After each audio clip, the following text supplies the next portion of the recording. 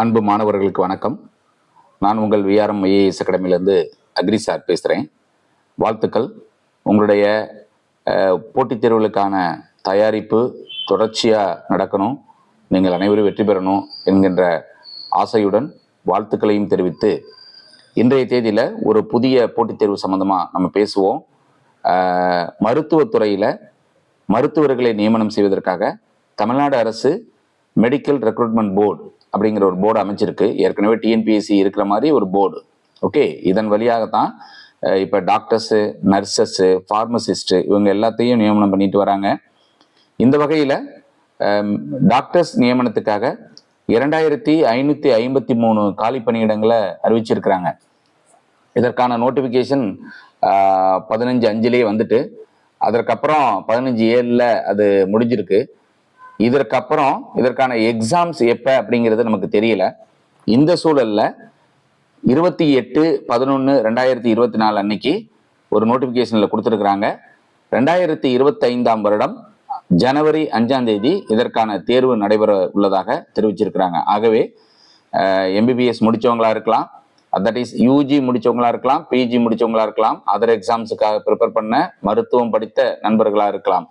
இவர்கள் இந்த போட்டித் தேர்வுக்கு தன்னை தயார்படுத்திக் கொள்ள அன்பு சகோதரனா உங்களை வேண்டிக்கிறேன். இந்த சூழல்ல இந்த போட்டித் தேர்வுல ஒரு புதிய விஷயத்த நம்ம பேசணும்.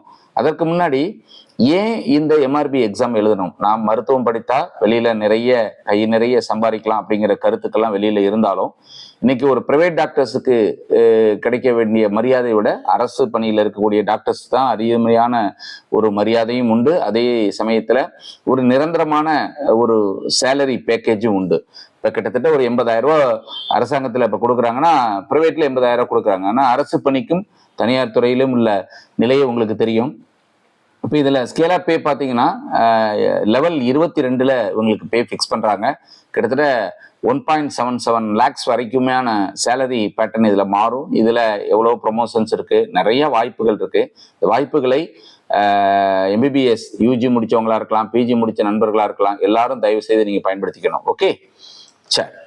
இதுல இந்த தேர்வு முறைகள்ல கடந்த காலங்கள்ல எல்லாம் ஒரே ஒரு தேர்வு முறை தான் இருந்தது. நேரடியாக அந்த கன்சர்ன் சப்ஜெக்டை மட்டும் எழுதக்கூடிய தேர்வு முறைகள். இப்ப சமீப காலமா 2 தேர்வு முறைகள்லாம் மாறி வந்திருக்கு. சில தேர்வுகள் பொது அறிவு தேர்வுகள்ல இருக்கும். இப்ப இந்த சூழல்ல மருத்துவத்துறையில உள்ள தேர்வுகள் கூட தமிழ் எலிஜிபிலிட்டி டெஸ்ட், தமிழ்ல தகுதி தேர்வு எழுதி அதுல தேர்வு ஆனால் மட்டும்தான் தமிழக அளவில் இருக்கக்கூடிய இந்த பணியிடங்கள்ல நாம போட்டி போட முடியும். அதனால தமிழ்நாட்டில் தமிழ் படித்த மருத்துவர்கள், எழுதவும் பேசவும் தெரிந்த மருத்துவர்கள் மட்டும்தான் இந்த பணியிடங்களுக்கு வர முடியுங்கிற சூழல் இருக்கு. ஆகவே தமிழ் வழியில படித்த அதாவது தமிழ் தெரிந்த, தமிழ் எழுத தெரிந்த மாணவர்கள் இந்த தேர்வுகளை எழுதலாம். Okay, right. இந்த தேர்வுகளுக்கான தமிழ் கட்டாயம் அப்படிங்கிறத அரசாங்கம் அரசாணை எண் 208 வழியாக 2022 ஒரு அரசாணை வெளியிட்டிருக்காங்க. அந்த அரசாணையில என்ன கொடுத்திருக்காங்கன்னா, மருத்துவ பணியாளர் தேர்வு வாரியத்தால் நடத்தப்படும் அனைத்து தேர்வுகளுக்கும் கண்டிப்பாக பகுதி ஆவில் உள்ள கட்டாய தமிழ் மொழி தகுதித்தால் அவசியம் அப்படிங்கிற ஒரு கட்டாயத்தை ஏற்படுத்தியிருக்கிறாங்க. சரி, இதுல என்ன அவசியம் அப்படின்னா, தமிழ்ல பேசினா எழுதினா மட்டும்தான் இந்த தேர்வுல எழுதி குறைந்தது 40% மதிப்பெண் எடுத்தால் மட்டும்தான் இந்த தேர்வுல அடுத்த நிலைக்கு உங்களுடைய பேப்பரை திருத்துவாங்க அப்படிங்கிற ஒரு கட்டாயத்தை உருவாக்கி இருக்கிறாங்க. அதாவது பகுதி ஆவுல ஒரு 50 கேள்விகளும், பகுதி ஆ அதுல 100 கேள்விகளும் இருக்கும். பகுதி அ அதுல 50 கேள்விகள் முழுக்க தமிழ். பகுதி ஆவுல இருக்கக்கூடிய தேர்வுல அது நம்மளுடைய மருத்துவம் சார்ந்த கேள்விகள். ஆக மொத்தம் அதுல ஒரு 50 கேள்விகள், 100 கேள்விகள், 3 மணி நேர தேர்வில். இந்த 3 மணி தேர்விலேயே உங்களுக்கு ஒரு தேர்வை முடிச்சிடுறாங்க. ஓகேவா? அதனால மருத்துவம் நண்பர்கள் தமிழ் மொழி தேர்வை பற்றியான ஒரு புரிதலை ஏற்படுத்துவதற்காகத்தான் இந்த பதிவை நான் போடுறேன். ஓகே, தமிழ் எலிஜிபிள் டெஸ்ட்ல 1 மணி நேரத்துல 50 கொஸ்டின் எழுதலாம். கிட்டத்தட்ட 40% மதிப்பெண்கள் பெற்றிருக்க வேண்டும் அப்படிங்கிறது கட்டாயம். 40% மதிப்பெண்கள் அப்படி மீன்ஸ் அப்படின்னா குறைஞ்சது 20 மார்க்காவது எடுத்திருக்கணும். 50 கேள்வி எழுதியிருக்கோம். 50 மார்க்கான கேள்வினா குறைந்தது 20 மார்க் எடுத்தா தான் இந்த பேப்பரை திருத்துவாங்க. நீங்க உங்களுடைய பாடத்திட்டத்துல 100க்கு 100 எடுத்திருந்தாலும் தமிழில் தோல்வியுற்றால் கண்டிப்பாக உங்களுடைய விடைத்தாள் திருத்தப்பட மாட்டாது என்பதை நீங்க முதல்ல புரிஞ்சுக்கணும். ஓகேவா? இந்த தேர்வுங்கிறது ஓஎம்ஆர் சீட்ல இருக்கலாம் அல்லது சிபிடிலையும் இருக்கலாம். இன்னும் அதற்கான வழிமுறைகள் உங்களுக்கு சொல்ல, பெரும்பாலும் சிபிடி தான் இப்ப டிக்ளேர் பண்ணியிருக்குது, சிபிடி தான். ஓகே, உங்களுக்கு அந்த அரசாங்கத்தோடைய இப்போ உள்ள நேற்று வெளியிட பார்த்தீங்கன்னா 28/11/2024 வெளியிட்டிருக்கக்கூடிய அந்த இதுல பிரகாரம் கம்ப்யூட்டர் பேஸ்ட் டெஸ்ட் தான் கொடுத்துருக்குறாங்க. அதனால தைரியமா நீங்க கம்ப்யூட்டர் பேஸ்ட் டெஸ்ட் தான் எழுத போறீங்க. ஓகேவா? சரி, இதுல இந்த தகுதி தேர்வுல இந்த 50 கேள்விகள் கொடுக்குறாங்களா இல்லையா? இந்த 50 கேள்விகள்ல பாத்தீங்கன்னா சரியான விடையை தேர்வு செய்தல் அப்படிங்கிறதுல 30 கேள்விகளையும், பொறுத்துக அப்படிங்கிற நிலையில 20 கேள்விகளையும் கொடுக்குறாங்க. இது ரொம்ப முக்கியமான விஷயம். இப்போ ஜென்ரலா நீங்க வந்து ஒரு 4 ஆப்ஷன் கொடுத்து அந்த ஆப்ஷன்ல ஒன்று கண்டுபிடிக்கிறதுங்கிறது 30 கேள்விகள் மட்டும்தான். பொறுத்துக கண்டிப்பா இதற்கு இதுங்கிறது நமக்கு நிறைய விஷயங்கள் தெரிஞ்சா மட்டும் தான் பொருத்த முடியும். அப்படி பொருத்துறதுக்கு ஒரு 20 கேள்வி கொடுத்துருக்காங்க. ஆக மொத்தம் 50 கேள்விகள், 50 மதிப்பெண்கள். ஓகேவா? ஒரு கேள்விக்கு 1 மதிப்பெண் கொடுத்துருக்குறாங்க. சரிங்க சார், இந்த எக்ஸாமுக்கு இந்த கட்டணத்துல இருக்குதுன்னா தமிழ்ல என்னென்னலாம் கிடைக்கும், என்னென்னலாம் இருக்கும் அப்படின்னு பாத்தீங்கன்னா, நான் சொல்லக்கூடிய சில கண்டென்ட் சிலபஸ் மட்டும் சொல்றேன். இந்த சிலபஸ் ஓரியன்டான முழு புரிதலையும் நம்மளுடைய விஆர்எம் ஐஏஎஸ் அகாடமி இங்க நீங்க அணுகும்போது உங்களுக்கான முழு புரிதலையும் உங்களுக்கு கொடுக்க தயாராக இருக்கிறோம். இதுல என்னென்ன டாபிக்ஸ் கொடுக்குறாங்கன்னா, பிரித்து எழுதுதல், சேர்த்து எழுதுதல். இதெல்லாம் நம்ம 6வதுல இருந்தே படிச்சுட்டு வரோம். ஒரு வார்த்தையை பிரித்து எப்படி எழுதணும், சேர்த்து எப்படி எழுதணும்னு சொல்லி கொடுத்துருப்பாங்க. எதிர்ச்சொல்லை எடுத்து எழுதுதல், சினானிம்ஸ் ஆன்டனிம்ஸ் நம்ம படிச்சிருக்கோம், ஸ்கூல்ல இங்கிலீஷ்ல படிச்சிருக்கோம், தமிழ்லையும் படிச்சிருக்கோம். இப்ப தமிழ்ல படித்த இந்த எதிர்ச்சொல்லை நம்ம எடுத்து எழுத பழகணும். அடுத்தது பொருந்தாத சொல்லை கண்டறிதல். ஒரு சென்டென்ஸ் கொடுத்துருப்பாங்க, அது நமக்கு அந்த கொடுத்துருக்க அந்த வாக்கியத்திற்கு அந்த வார்த்தைகள் சம்பந்தம் இல்லாம கூட இருக்கலாம். அப்படி இருக்கிறத பொருந்தாத சொல்லை கண்டறிதல் அப்படிங்கிற முறையில அதை நம்ம படிக்கலாம்.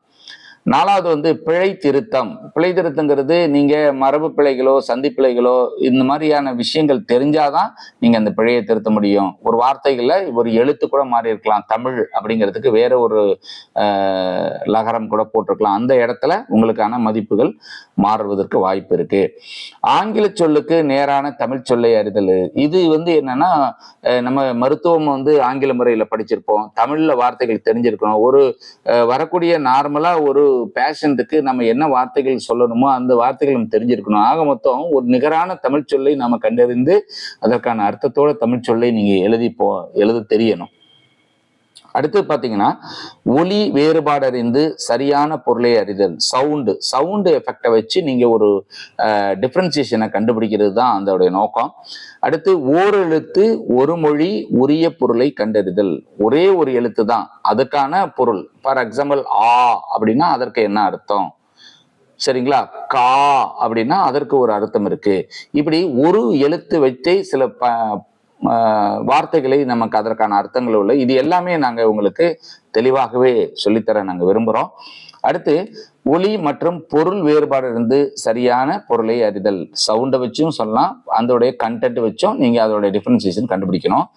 சொற்களை ஒழுங்குபடுத்தி சொற்றொடர் ஆக்குதல். ஒரு சென்டென்ஸ் இருக்கும், சென்டென்ஸ்ல அதோட வேர்டு வந்து மிஸ்பிளேஸ் ஆயிருக்கும், அதாவது ஒவ்வொரு இடத்துக்கும் ஒரு மாதிரி இருக்கும், அதை எழுதி ஒவ்வொரு ஆர்டர் மாதிரி இருக்கும். அந்த ஆர்டரை நீங்க தொகுத்து ஒரே மாதிரி ஒரு அர்த்தம் உள்ள ஒரு சென்டென்ஸை கிரியேட் பண்றது தான் ஒழுங்குபடுத்தி சொற்றொடர் ஆக்குதல். ஒரு பொருள் தரும் பல சொற்கள். ஒரே ஒரு பொருளை தரும், பட் பல வார்த்தைகள் ஒரு பொருளை தரக்கூடிய வார்த்தைகள் எதுன்னு கண்டுபிடிக்கணும். வேர்ச்சொல்லை தேர்வு செய்தல். ஒரு வார்த்தைக்கான அடிச்சொல் என்ன, படித்தல் அப்படின்னா அதற்கான அடிச்சொல் என்ன, அந்த மாதிரியான ஒரு வேர்ச்சொல்லை கண்டறிதல்.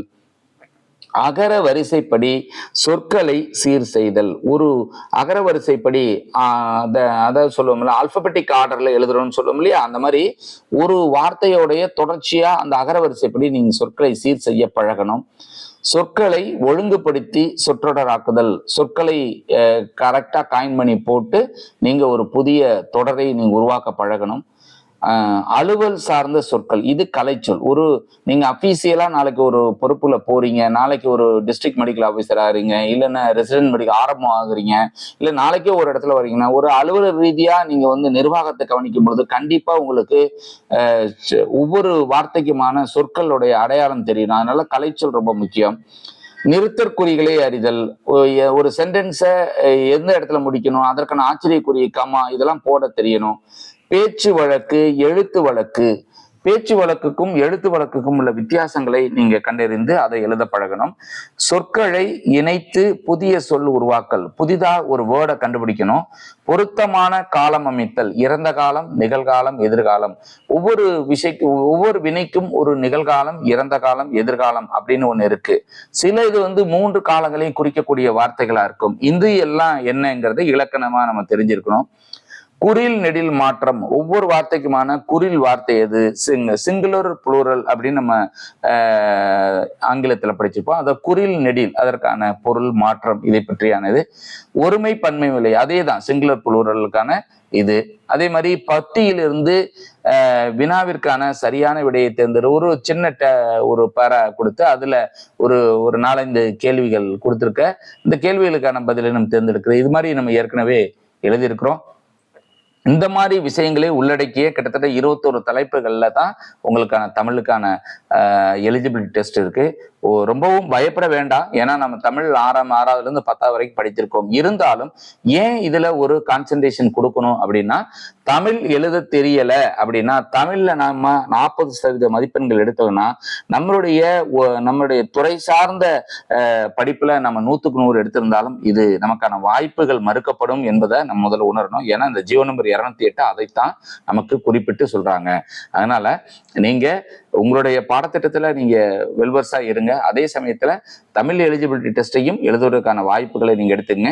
உங்களுக்கு இது சம்பந்தமான விளக்கங்களும் இது சம்பந்தமான ஒரு பயிற்சியும் ஒரு குறைந்த கால அளவுல ஒரு குறிப்பிட்ட அளவுல பயிற்சி கொடுக்கவும் நாங்க தயாரா இருக்கிறோம்.